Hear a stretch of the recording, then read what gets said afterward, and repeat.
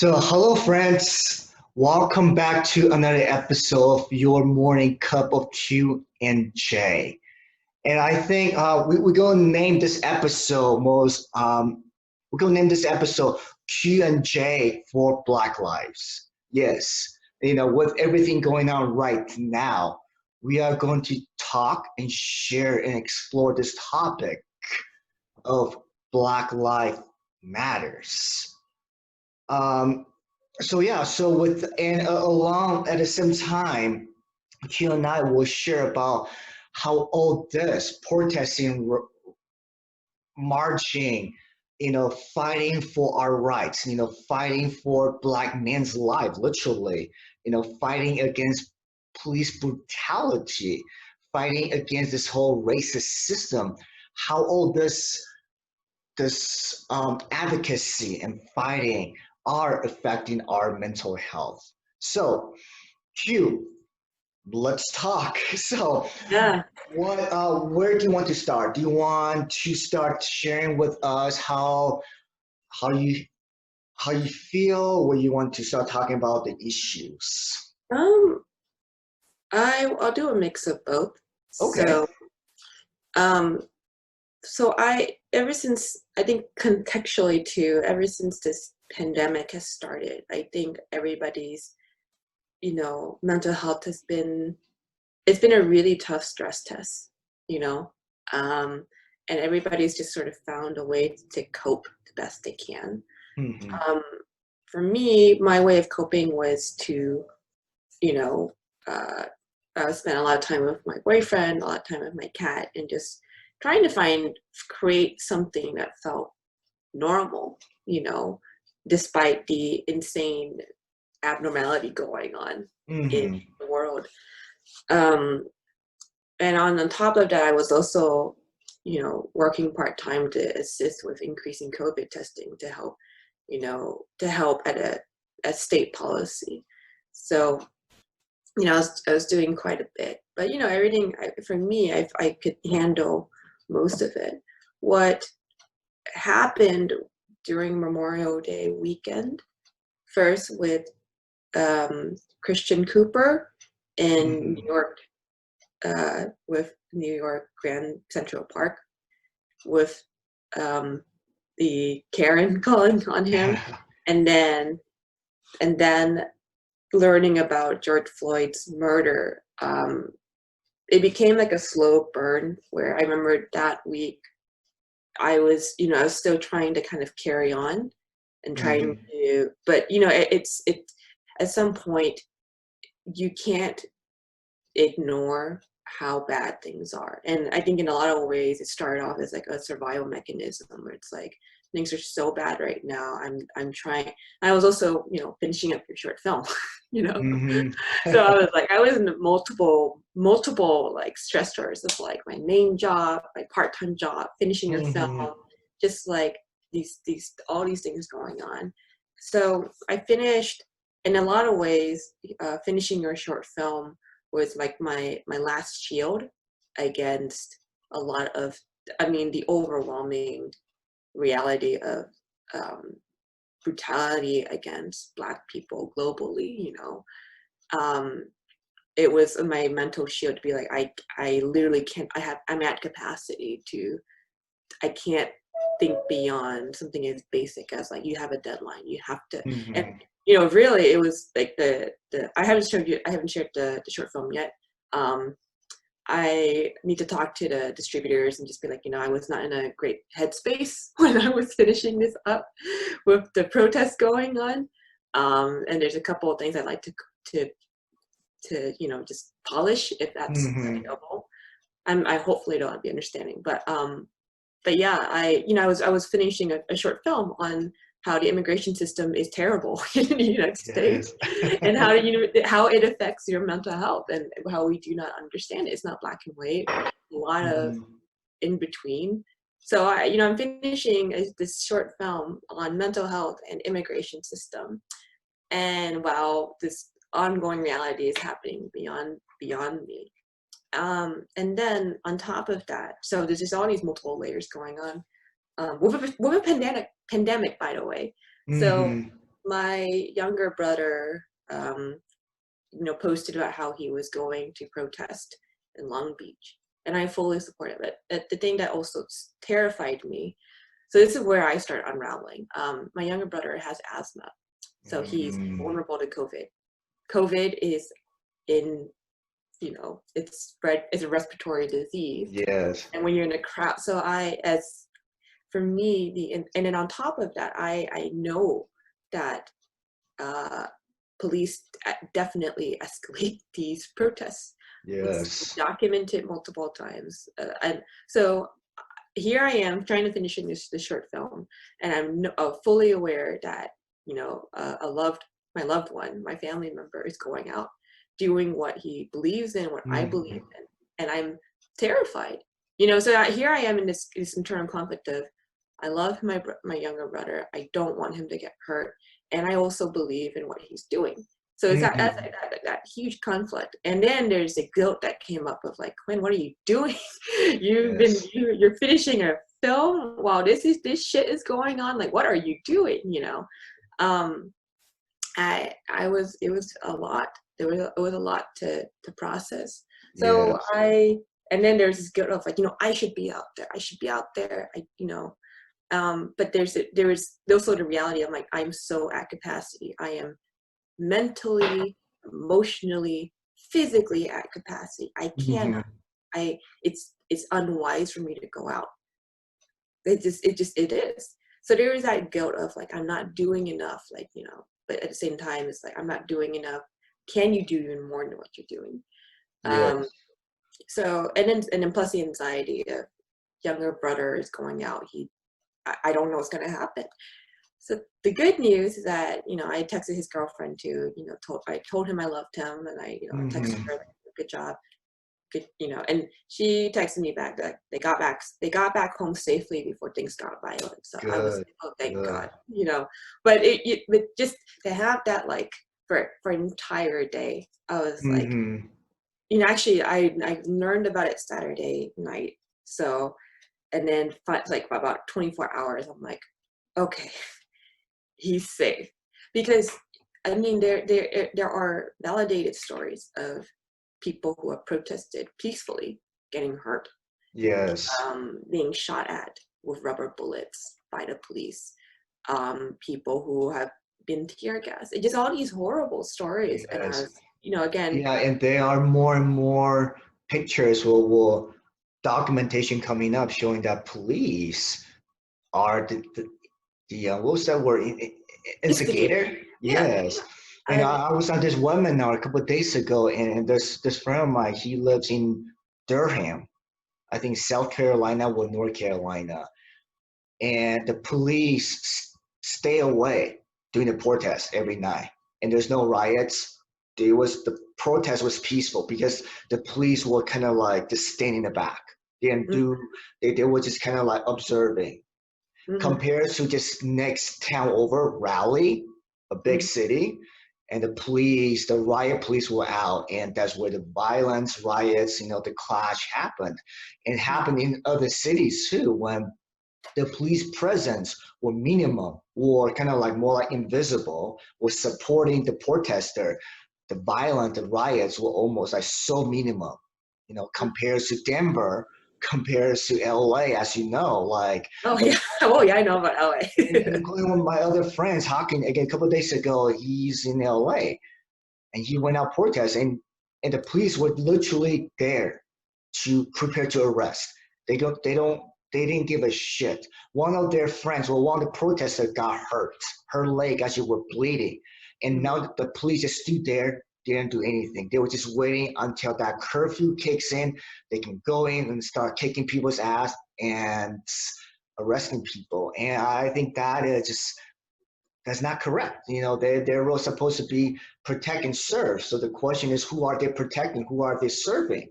Exactly. And I think this comes back to the root cause, the reason of this whole protest is that I think people, especially Black people, are sick and tired of this biased treatment from the police. So of course I have to say this because this will be put up publicly that like Like I do believe that not all police are bad. I think most of them are there doing their jobs, serving the communities, doing what they love. But they do have a chain of command to follow. And a lot of times the people that are in power, people are in authority that are making these bad decisions, asking the police. And at the same time, yes, there are a lot of there are bad apples. There are bad apples within police Yeah. force. Yeah. Yeah. I think also, at large, when you look at the history of the police institutions, in the specifically in the United States, um, they are an extension of a slave plantation. It's Yes. like there's no Yep. getting around it. Yeah, they were created to hunt down escaped slaves. That has like back in 1800 or 1900. Yes. Yeah, exactly. So I think, and I also want to step back to because contextually, you look at the so as frustrating as it was to see those protests, people protesting against masks and businesses closed, from predominantly white people. For me, I'm like, look, it is their constitutional right to protest. Do I agree with it? No. But do I support their right to protest? Sure, Mhm. go for it. But let's also be very perfectly clear. They had guns. They were waving, pointing guns on government property. Yes. Nothing happened. Nothing. There was no any and they were threatening people. Literally, you want to talk about threatening people with guns? They were threatening people with guns. Okay, yelling at police officers.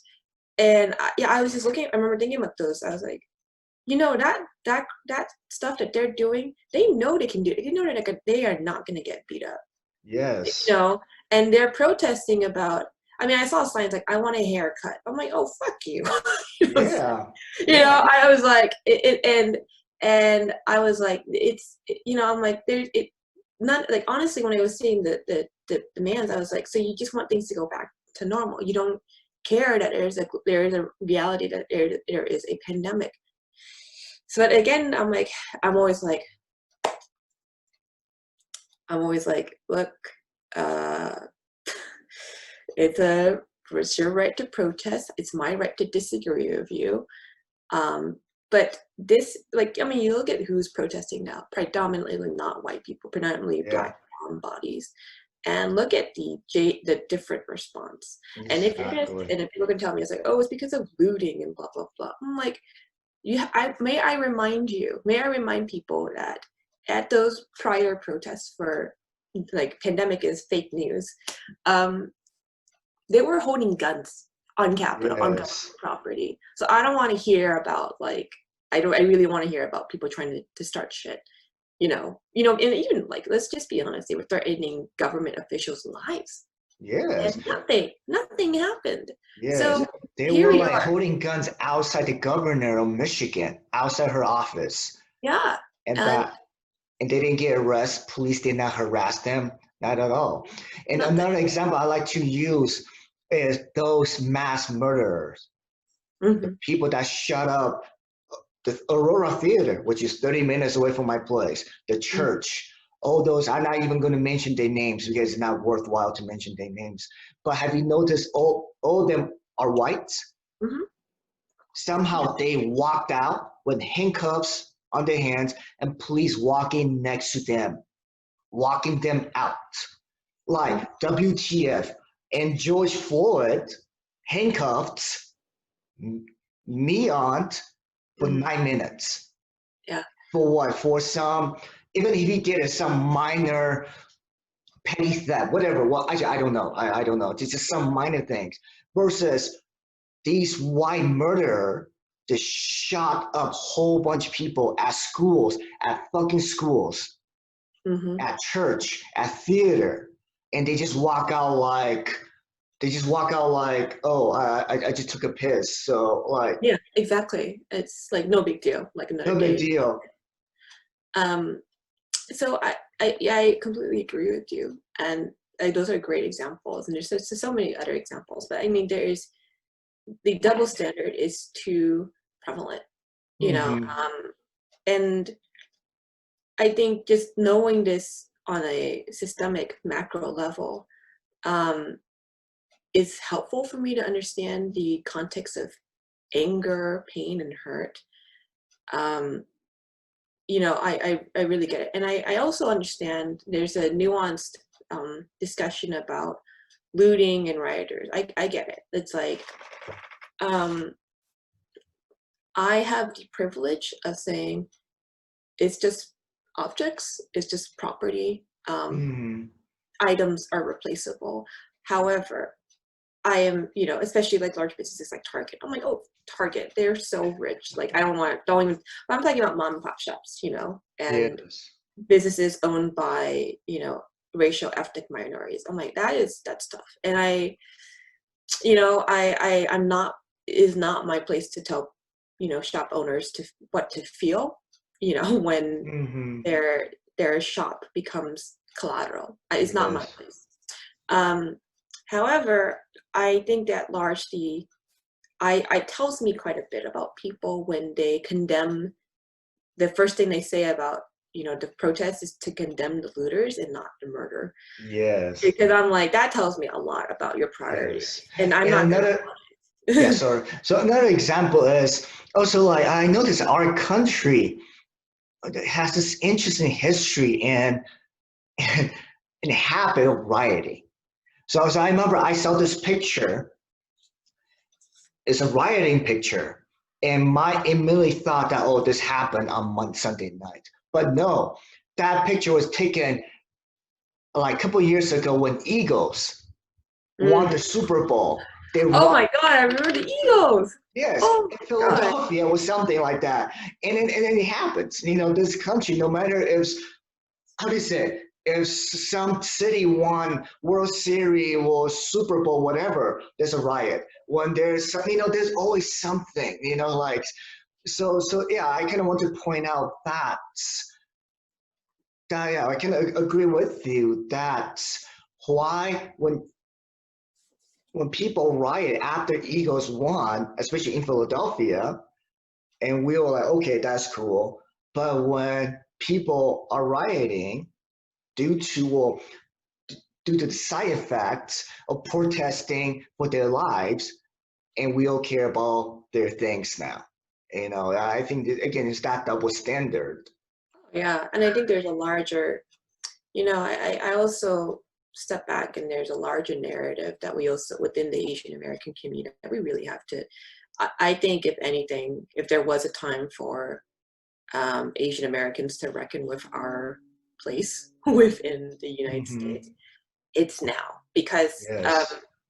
I have the, so I can also talk about myself, and I don't want to reveal names, but I have friends who are going out regularly to protest within LA. I care about them deeply. They're doing a lot of community-based work to help one another, either dropping off supplies, coordinating where they're going to go protest, making sure people get home safely, Mm-hmm. and also Mm-hmm. making, like, I admire, and also really advocating for, the redistribution of sort of funding to Mm-hmm. the community, as opposed to the police freaking riot tactical gear. Like, Oh it's, yeah. okay, side note, I want to rant just for a second. Why the hell, if the police are to protect and serve, why do they have military riot gear and they're using it against civilians? I saw this very good article in the Atlantic that was describing it as the police see protesters as the enemy. And it is so astute, because that, like, how they treat protesters. Mm-hmm. These protesters in particular, not the anti-mask white people, but these protesters asking for Yes. justice for Floyd. Um, I think for me, the mental health aspect is knowing people I care about are really going out and putting their lives in line. So for me, Sunday night, I think, on top of my anxiety, I like to watch movies when I am incredibly anxious. And Mm-hmm. I posted a movie about, I posted that I was watching Get Out, and I got some feedback that, again, they didn't understand, the friend did not understand my intent. And they said like, hey, what's going on with you posting about Get Out? Are you, this feels, and I can understand where he's coming from, because I was so anxious that I'm just need to post something that I'm doing right now. That's it. And he said like, hey, I noticed that you posted about Get Out, and he just said like, this feels, without context, it feels like performative, like solidarity. And I was, this is something I really care and respect about. And I was like, oh shoot, like I did not mean that. My boyfriend was like, when I told my boyfriend, he was like, hey, that's not what your intent was. You're not a bad person for posting that. Don't be so hard on yourself. Yeah. But I think that of two people I care about, my boyfriend, my friend, kind of having two opinions that are both valid. Honestly, it just crushed me. It's like I just completely collapsed from that, because it was like I can't do this anymore. And neither of them were trying to like hurt me or bring me down. In fact, they were both trying to be constructive. I just for me, just everything going on. Oh, plus on top of that, my dad warned me that he was like, hey, I might get laid off this week. And he is getting laid off. So that was like, oh my God, like all this thing is happening right now. I just crashed. I literally just crashed Sunday night. And I have not had a depression episode for quite a while. I think for over a year at this point, I have not had one. So this was pretty significant for me. On Monday, I just slept all day. Tuesday, I just slept all day. Yeah. I was just sleeping a lot. And that's actually, for people who aren't familiar with depression, that's actually a huge sign of you're depressed. I remember just getting up and I was like, I don't want to do anything. Yep. I had a horrible headache. I could not think straight. I was just like, everything was like a fog. I had no motivation to eat. I had no motivation to work. I still worked, but I didn't have any motivation to do it, Yes. And it really took me a while. Even my boyfriend was, he was very patient. And, I remember Sunday night I cried. Monday morning I cried. And also just Monday night I cried. I was just crying a lot. And so finally my boyfriend, he's like, hey, what's going on? You want to talk about it? And I just told him like what I just said. I'm like, it's really hard to hear your opinion and also to hear my friend's opinion, that both of you aren't trying to hurt me, but you both have very strong opinions. It's just hard. And then he apologized and said like, hey, I'm sorry. So that helped a lot. But I think just on top of that, just this sort of compression of like main job. I'm helping out with COVID testing. Just finished this short film that I've been working on for 8 months. George Floyd was murdered. All these things happening, and it just really, for my mental health, it just really became like I can't do this anymore. And I remember feeling, especially during my depression episode, I remember just feeling so helpless and useless. That was the useless part, and guilty too. That I felt so useless.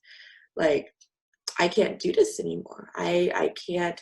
I even just like going on to donate to help people who have been wrongfully arrested. For protesting. Like even finishing the like put your credit card in. I was like, this is too hard. Opening in text was too hard. Like opening messages was too hard. And I felt just so guilty because I was like, I'm also remembering, I'm like, Quinn, you're so productive. You're working so much, and now you're just a slug on the couch. And yesterday I start feeling like myself again, because what really helped was to step back and go, Quinn, you're just trying to survive, man. Yeah. I was like, I had to step back and like, I am so exhausted and overwhelmed that of course I crashed. And of course, I'm like, now is, if anything, I saw, and so to tie it back to what you can do to help with the George Floyd protests, and I think seeing this helped me a lot, was his post. It was just posted by this woman on Twitter. She goes, you know, protesting for and resisting for justice does not mean you have to do everything. It doesn't mean some people, and you don't have to be in all lanes. I'm just paraphrasing, but you don't have to be like, your lane might be protesting, your lane might be, Mm-hmm. you know, donating, your lane might be art activism, your lane might be just making it through the day. You Mm-hmm. know, Yes. like getting through the day. And I was just like, and then basically they're like, look, uh everybody everybody's just doing their best, but seeing that part, like, just trying to make it through the day, that helped me a lot. I absolutely needed to see that, because Yes. And I think it also sounds like part of depression. By the way, thank you for sharing that, Mhm, your story with your struggle with depression past couple of days. And I mhm, think part of it, and you mentioned the word that guilt. Guilt is very, very toxic.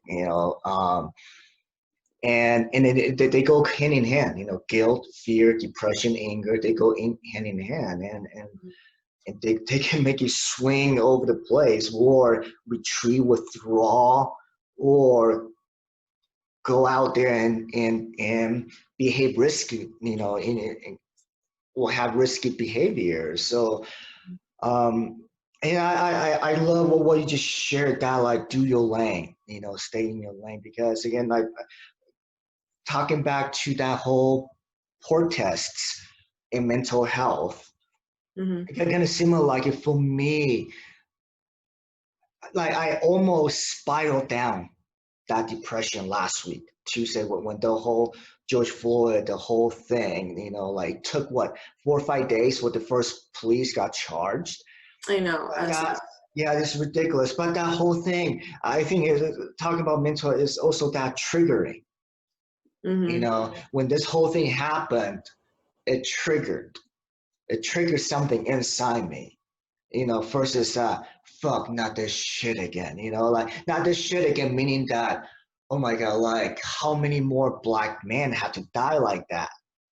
It just like, this first is not again, and second is that, oh my god, like, we, 3 months in pandemic, economy is crashing and everyone's struggling, myself struggling.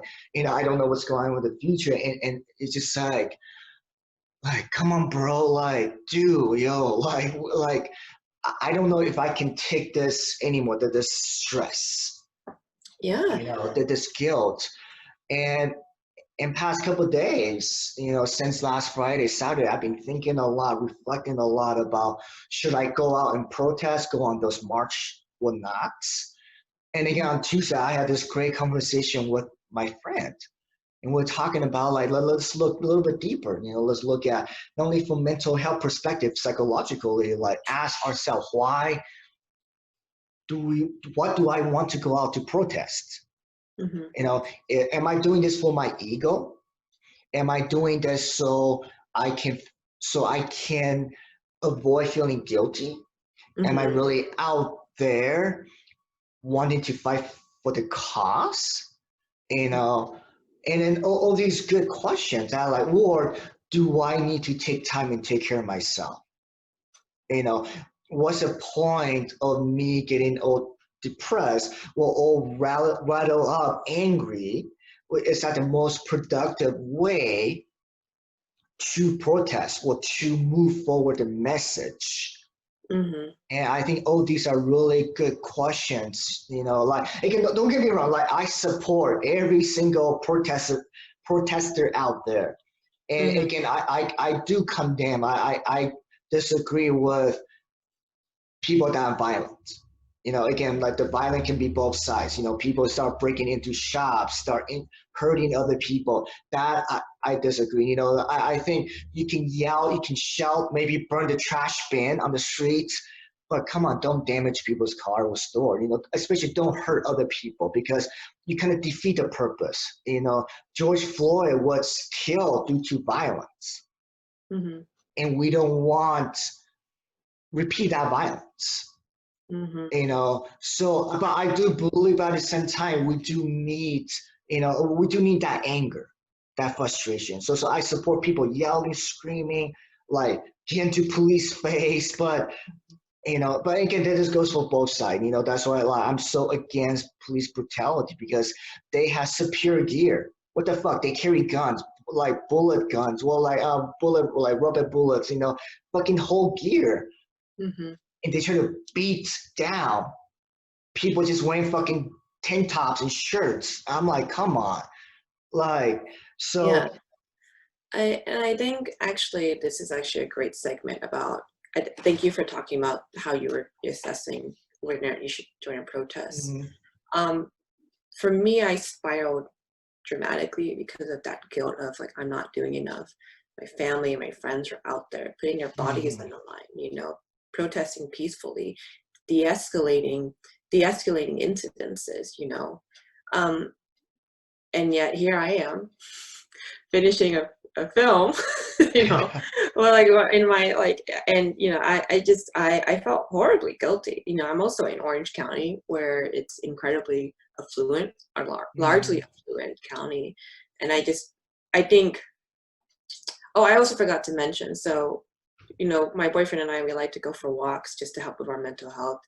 And it's one place that we used to like to go to is called Irvine Spectrum. We used to like to go there because during the pandemic, it was really empty, kind of creepily Yeah, empty. Irvine Spectrum, yes. I like how odd it was, depressing in a way, but also oddly comforting how empty it was. Oh, really? Yeah, you must be creepy. It was, it was, I had a date there before, a long, long time ago. Yeah, so I have an interesting memory of Irvine Spectrum. oh, yeah, it was initially when the pandemic started, it was creepy. It was very eerie, but then it Hmm. became comforting in a sense of like, not seeing people mindlessly being consumerist, was very comforting.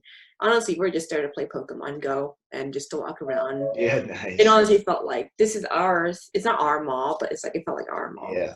Saturday we went. Governor Newsom has been opening up businesses and Hmm. whatnot. And personally, I don't agree with, but I'm also kind of like, you know what? Here we are. Like you want to open businesses again, you go for it. And so there was more people there. But I think I remember just walking around and I just felt so gross. I was there to just kind of walk around and, play Pokemon Go, not to buy anything. And I Hmm. remember just walking around and knowing that there's these protests going on, over the murder of a senseless murder of a black man by a Yeah. police state. And just seeing these people, like these incredibly affluent people, and even in what really frustrated me, there was a couple things. One, they're not wearing masks. They're Yeah. not wearing masks. They're not practicing social distancing, and they're just walking around like everything is normal. And I remember just feeling so sick to my stomach. I was like, I can't be here. I cannot be around these people. Hmm. And I try to be as forgiving as possible. However, I was just like, I can't do this. Like this disgusts me. Um, in a profound way, where here you are not wearing masks, not practicing social distancing, pretending as if everything is back to normal, pretending as if there's no pandemic, there's no murder. And I think Hmm. for me, that made me just sick. I was just like, I can't be around any of these people. I remember telling my boyfriend, like, can we go? He's like, yeah, like we Hmm. gotta go. On top of, we just didn't feel comfortable because it's like, we don't feel comfortable from COVID, but I just felt sick to my stomach, and that was Saturday. Um, and I think, so for me, knowing that I'm in this area with a lot of people like that, and I'm being judgy. It's like, for anyone watching this, I'm being very judgy, um, because that's my breaking point.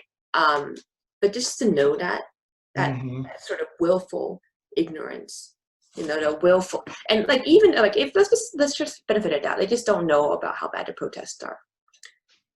It's been a couple months of the pandemic and you're not wearing a fucking mask. I don't Yes. even, at that point, I'm like, you just, at that point, that there's a certain willful ignorance of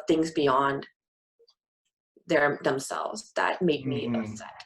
And so knowing that I'm in this area and I'm like, why am I in Orange County? Having to remind myself is like, because LA is expensive and it's noisy and that Mm-hmm. affects my mental health and I'm here because blah, blah, blah. But still, I remember, so I think on top of just feeling like I'm part of the problem. I Mm-hmm. mean, even like, you know, and I think it's also having to step back and like, we all of us are accountable, you know, whether if it's our implicit biases, our implicit race. Obviously we live in a racist system and we have to acknowledge that. Yes. And so the one thing I want to tie this all back to is like, you know, the lanes. But one of the big guilt things too that I struggle with is like, what is my place as an Mm-hmm. Asian American woman in these protests? Am I doing it to, you know, be part of a greater movement? And I'm trying to find meaning in my life. Am I trying Mm-hmm. to make myself a savior? Or what is the point? What am I trying to do? You know, Mm-hmm. am I trying, is it performative too? I do not want to be performative solidarity. Mm-hmm. I cannot emphasize I'm completely against performative solidarity. And I think on top of that, I'm like, is it my place, you know, to be in this you know, to be a part of this protest when obviously my body is not being targeted? And I would say argue as a yes and no, because Mm-hmm. depending on the situation, I could easily put myself between a Black person, you know, who someone is trying to instigate violence against, whether it be another instigator, you know, or a policeman. I could do that. Um, I could, and then at the same time, like, do I want to be a distraction from the actual cause? And it's an ongoing debate that I struggle with quite a bit. Mm-hmm. On top of that, that sort of, you know, debate and conversation, you know, especially as being about Asian Americans in this conversation, because one of the officers, by the way, who is charged Yeah. is Asian American, which we should probably talk about. But Yes. um, you know, on top of that, it's like, I do not want to be the person who's like, oh, it's not my fight, you know, I don't have any stake in it. And it's like, no, we all have a stake in this. At Mm-hmm. the end of the day, when we're in a society that unfairly, you know, disenfranchises and really beats down a group, that's not civil liberties for all. It's just not, and it's everybody's. No. I don't want to. And while I do understand within the Asian community, I was like, you know, this isn't our fight. We shouldn't overstep our lanes. There's a balance to be like, yes, you know, we shouldn't make this about us. At the same time, you know, we cannot be complicit, because let's be perfectly real. Our status, our racial status in the United States is always conditional. The pandemic Mm-hmm. really showed that. The pandemic Yep. really said, like, the moment, like, you know, this society will absolutely turn on us at a given moment. And so, like, Mm-hmm. Asians. So, now that I'm saying this, I'm like, if anything, maybe perhaps the reason why Asians, there's a subset of Asians who are not saying, or are saying all lives matter. I'm like, oh, I don't want that. I do not want to fucking hear it. Is Yeah. because they're known, I'm like, the pandemic make them the othering, and now they're seeing an opportunity to be like, oh no, I'm, Mm-hmm. you know, like, I'm part of the status quo. And I'm just gonna say the status quo sucks, by the way. It It just, does. the status quo does not have universal health care. It does not ensure that. And oh, and the last thing I also wanted to just talk about was seeing what equipment the police have, that they've been using against peaceful civilians who are Yep. protesting, versus the equipment that frontline medical personnel, medical responders have, is so upsetting to me, It because is. I think just going like, I know how much that riot gear costs. That riot gear could absolutely provide so much PPE, Mm-hmm. personal protective equipment, to people who are trying to heal people. Exactly. Yep. And I think there's this, all these protests have really hit a very painful nerve, a painful, you know, scar within everybody's psyches about what the United States prioritizes. And Yes. for me, that really resulted in my crashing. So Yes. And we criticize other countries being violent, criticize other dictatorship countries, but but we are becoming police state. Yeah. We have look at the budgets, the money went into equipping militarizing our police departments. We are becoming military states or police states, and yeah. So yeah, that I can go on that for hours, but Oh, I know. I think we should probably save it for, yeah, yeah, for another I one. want to. Yeah, I love like what you said. That like, what is my place? I think this is a very important question because for white people, I think this time around, like white people, you all need to stand up. This is on you guys, on you. For Asians, we need to stand up too. But at the same time, we also need to ask that question: what's our place? What's this my place? We don't want to make it our issue. We want to be a supportive of this Black life cause as much as possible.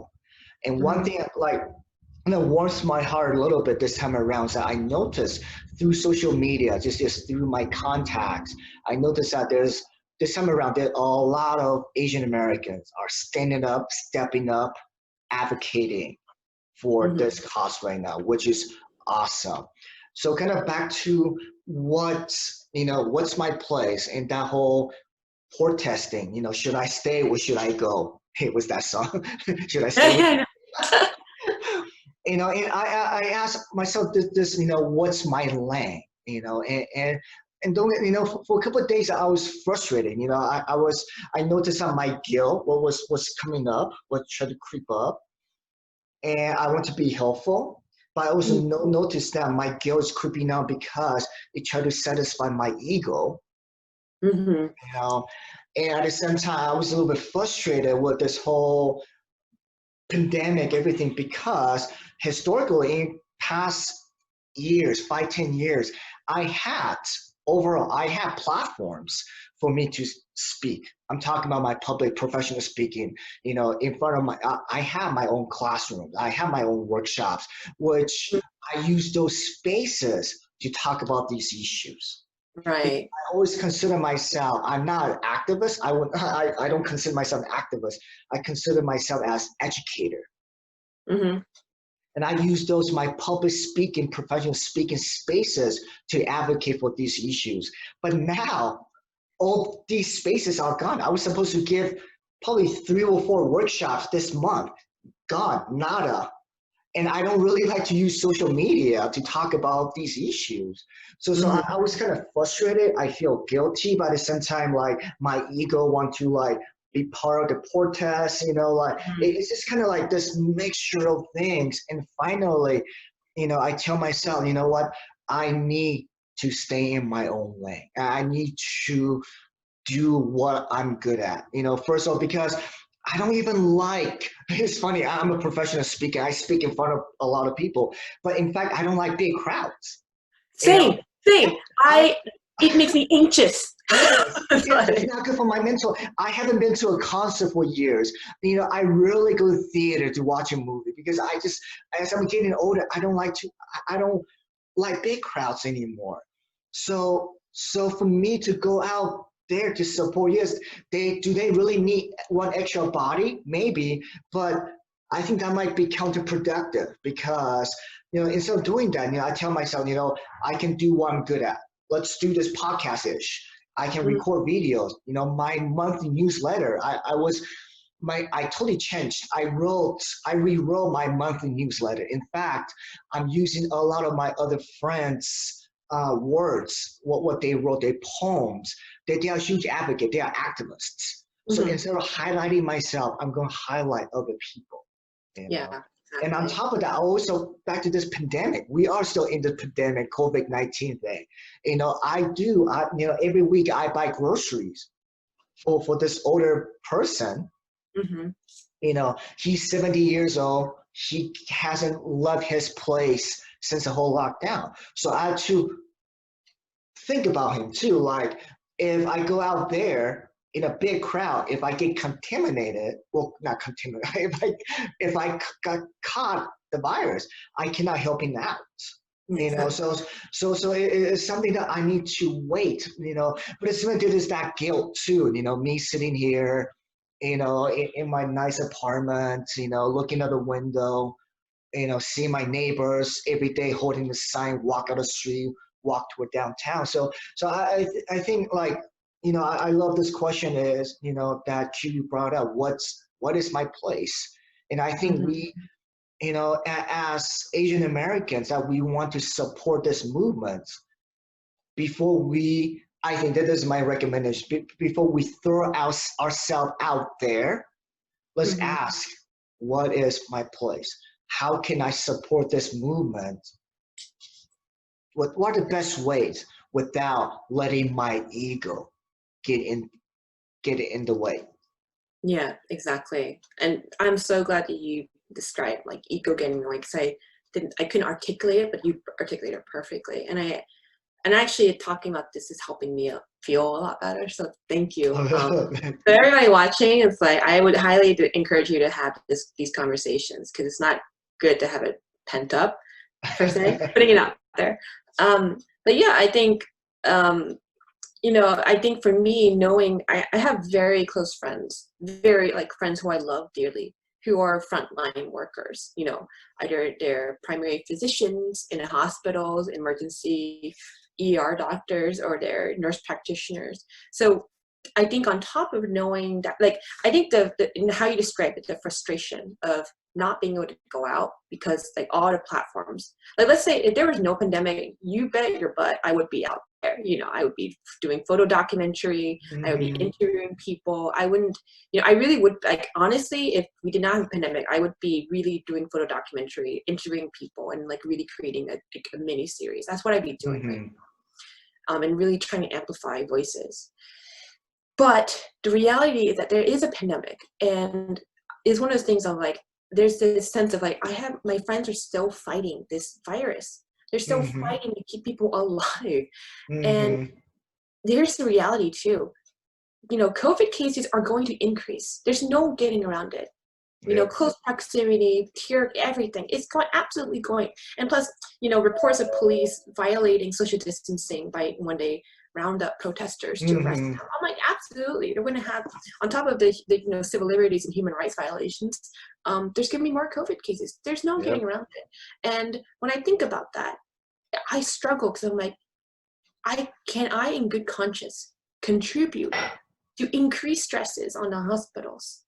And Hmm. that is one of the most frustrating things about this entire situation. It's like you already had an insane stress test with, a pandemic.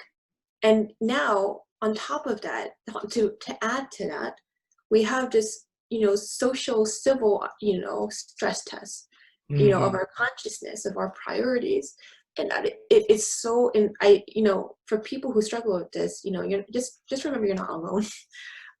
For me, because my background is in public health, so knowing Hmm. that and both these issues are public health issues. Hmm. Pandemic, obviously public health. Police brutality is a public health issue because I saw this amazing statistic, and amazing in the sense that it was so sobering, and I'm like, we really need to talk about this. So 1 in 1,000 black men, black men and boys will die, will die in a given year. So 1 in 1,000. No, 1 in 1,000 people will die from measles. Measles is considered a public health risk.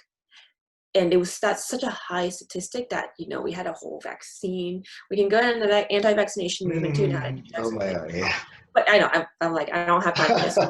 But really, it's like, when you look at it, the fact is that the statistic for black men and boys dying from police brutality is 1 in 1,000. That is the same, you know, fatality rate of measles. That should say something, right? And Hmm. I agree. So both of these. So for me, the incredible difficulty of both of this is like, I'll be honest, like I cannot think of a historical moment where you had a pandemic and social unrest happening at the same exact time. Yeah. It tended to happen one after the other, which is not great, but you at least had like one, okay, I'm done with this, now there's another thing, this is another. But to have two happening at the same exact time is it's like, for me, I'm like, what is my lane? And also my lane to make sure healthcare, frontline healthcare workers who I know about, like, honestly, like, just looking at where they're at right now, they don't even have time to think about the civil unrest. They don't have time because they're working to make sure people don't die. It's like, it's so knowing that, and I'm like, they're going to get more cases. There's a higher chance of the hospitals in the healthcare system being overwhelmed. Yes. How can I, in good conscience, do that? Contribute to that. And like you were saying, your neighbor really, you get groceries for your neighbor, your older neighbor, and I was like, are we going to forget about people who need the help right now? And so again, yeah, it's not, there's no right or wrong answer. Exactly. There's nothing. It's about doing what you're best at. Honestly, for like Sunday night through yesterday morning, it was about just making it through the day for me. Literally, It was like, I was just like, just make it through the day. Just get up somehow, eat a couple things, get some rest, and just, get right through this depression, and experience the whole thing, get through it. Just get through it. And I have a telehealth appointment with my therapist today, so I was like, good. just make it to Thursday. You make it to Thursday, you talk to your therapist, and Thursday it's still going. And Yes. I'm very lucky that I can still talk to my therapist. Yes. But like, on top of that, it was like, now that I have more time to reflect of like, what can I do during all this time, is really like, I have to be honest, crowds make me very anxious. I'll be an extra body, and that will be like part of a larger symbolic movement. Yes. But I'm also better at certain things too. I'm not Yes. a loud person. My voice is generally quite soft. People have difficulty hearing me. Me going out to a crowd and trying to yell is borderline comedy, because Yeah. I have social anxiety where I'm like, when I'm in a large crowd, I'm like, I can't do it, but especially around people I don't know. Sorry about mental health, and doing something that I'm actually not very good at. What am I good at? I'm really good at art activism. I'm good at, education, being like, here are resources. Let's talk to people. Yes. Black people already have their hands full. People who want to learn about racism. I'm like, I'm here to educate. That's what I can do, and even just like, donating. I'm like, I have a job and a half. I can donate. I can contribute to helping people. So I think it's, once I was able to get over my depression episode and really think more clearly, and really, and for people who are wondering like what helped me get through it, it was really, instead of trying to push it away, to be like, I'm going through depression right now. This is happening. This is what I'm feeling, and really to articulate. And I also have to thank my boyfriend for being very patient. He having a partner who was not judgmental. Me, like, when he's like, hey, what's going on? I said, I'm depressed, and not freaking out about it, just being like, okay, my partner is depressed. And he said, like, what can I do to help? All he said was like, what can I do to help? And I said, I need hugs. But it really, even spending the time to articulate what my emotions were was really important. Like I said, I'm so sad. I remember he said, how are you feeling? I said, I'm so sad right now. Then I said, I'm also frustrated. I feel guilty. But to really spend the time, if you can, to articulate what you're going through, to be very like, I am feeling depressed. I am feeling sad. And to not judge, to not be judgmental, even when I said I feel guilty, I would feel guilty, again, which is coming from self-judgment. I would try and step back and go like, I am feeling guilty, very like, I am feeling this. I am going through this, and which, makes it much more objective as opposed to like overwhelming and I can't deal with this. And even when I was just sleeping a lot, I was just like, I am sleeping a lot. Yes. I have a headache, it's like, this is what I'm going through. So, and I would say like, had this depression episode happened like a year or two ago, oh my God, it would lasted like 2 weeks.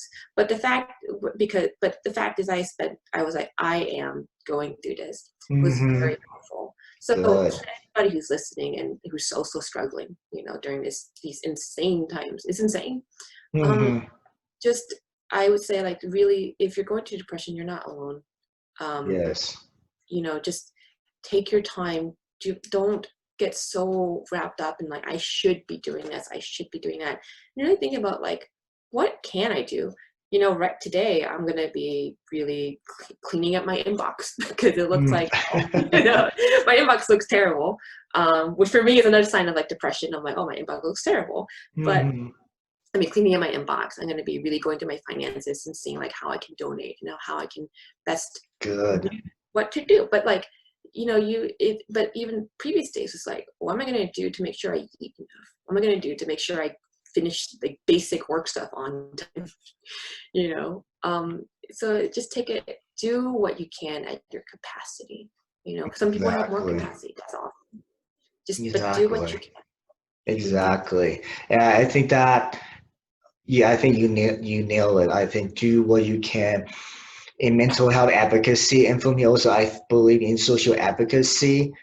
We need to a lot of time. This component of self care, taking care of yourself, often is forgotten. I have seen so many people that work so hard, so passionate, that want to fight for social justice, but 2 years later they burn out, and I never seen or heard them again.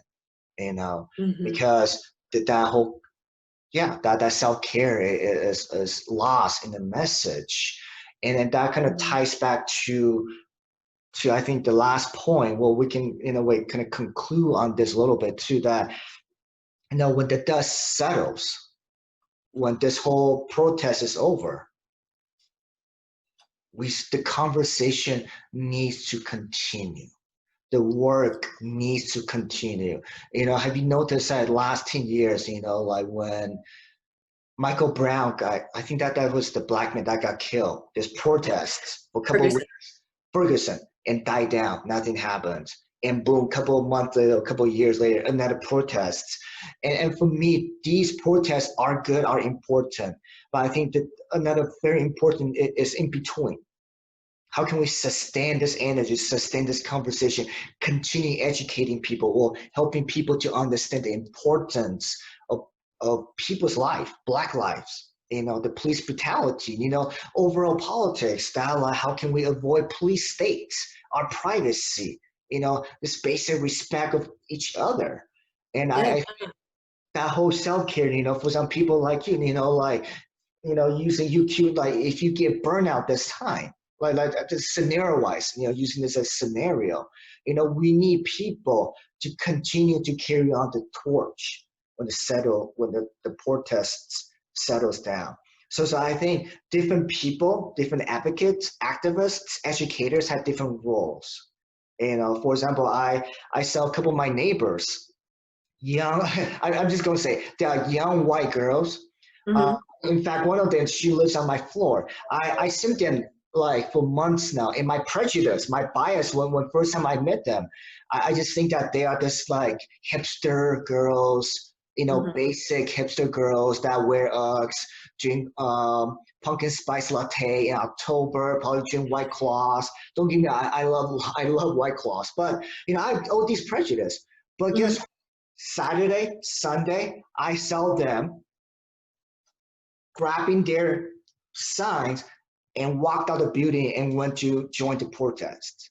And Hmm. what was more impressive was Monday. I was sitting outside. I saw two of them came back from work.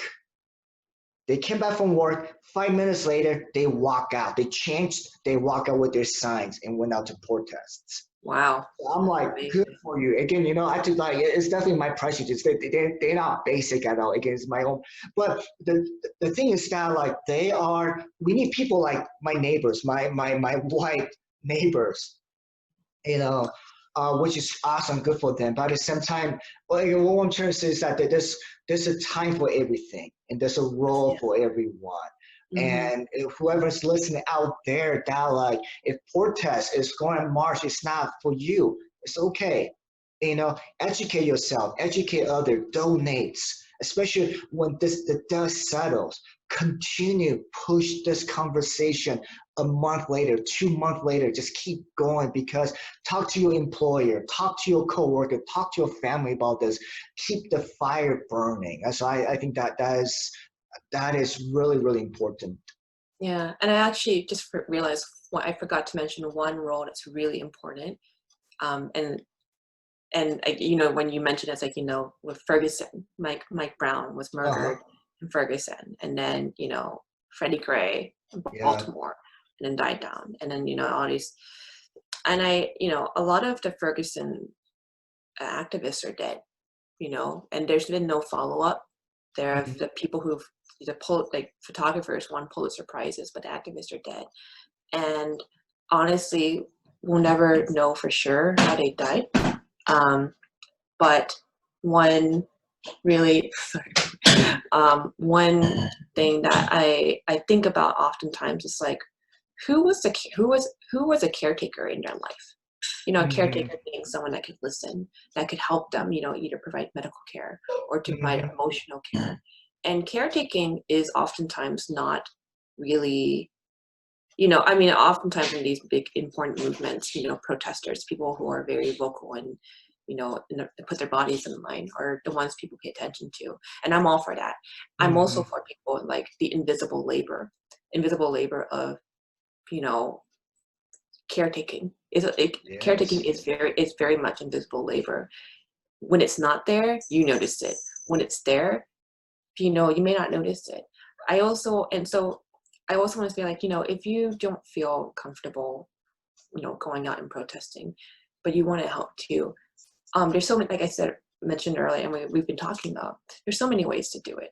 You know, Exactly. you can donate financially, you can educate, you can be an art activist, you can also just be taking care of yourself to make sure that you can like get through the day, you know. Yes. And and then there's also, you know, you taking care of yourself so you can help take care of other people. The Exactly. analogy I like to use that my therapist used years ago was like, I remember I told her, I was like, oh, I feel so guilty, I'm not helping enough.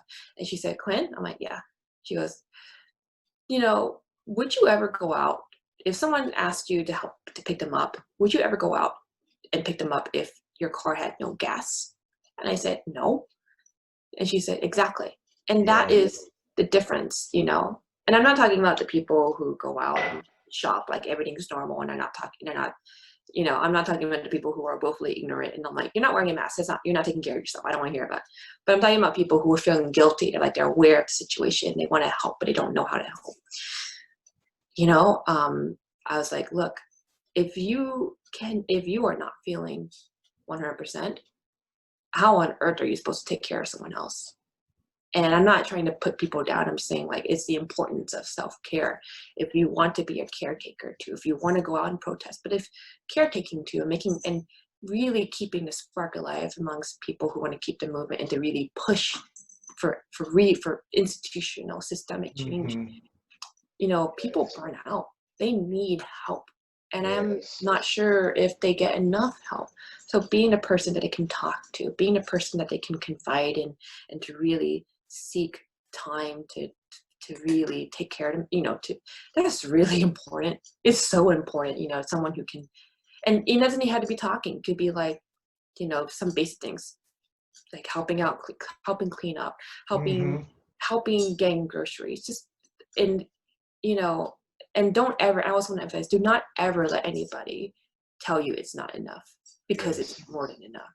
It's so important. It is. I want to end on a positive note because Exactly. And last part of that is that the last thing that we have not touch upon is votes. mm-hmm, Vote. And I'm talking about votes locally. You know, another way is educate yourself because local elections do not get attention.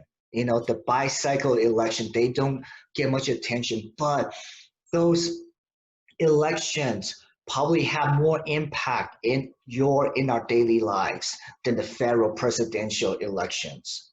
So just be aware of that. You know, educate yourself on local candidates because they are the ones that probably going to set. Depends on the state and county. They could probably going to set your sales tax or your local taxes. They're the ones, the city government. They're the ones that elect, choose the police chief. They're the one that set the police culture, the police system culture. So, you know, they have education board and stuff like that. They have way more impact your water bill, electrical bill, your, I don't know, your street sign, all that, vote locally, educate yourself, focus on that. I think that's another very important thing that we can do and we have to do. Absolutely. I'm so glad you said that because local elections are so important. People do not recognize how much of a difference you can make. You can make a huge difference. I'm in Orange County, and the midterm elections was technically a local election. Yes. And you want to talk about change? Orange County has not been blue since for over 80 years, since 2018. Yep. And local activism made that happen. Exactly. So let's just be totally honest, and I'm so glad about that you said that. Yes. So yeah. So and one last thing that I want to say is my good friend PJ wrote um, 11 things that white people or people, Asian Americans, that what we can do to support this whole movement without hindering it. So I think that 11 things that my good friend wrote is really good. So you can look up that whole 11 thing on my website, which is on coffeewithjr.com/blog, and I will put it on there in the note too. And read those things because those are very simple, practical ways on how we Asians can can support this movement. So, all right then. Any last word, Q?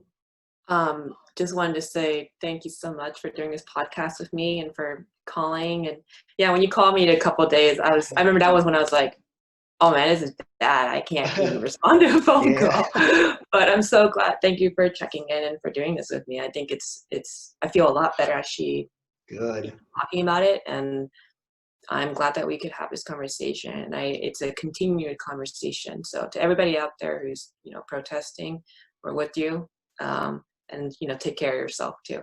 Yes. Awesome. All right then. Thank you so much for watching, and please be safe out there. And see you next time. All right. Bye.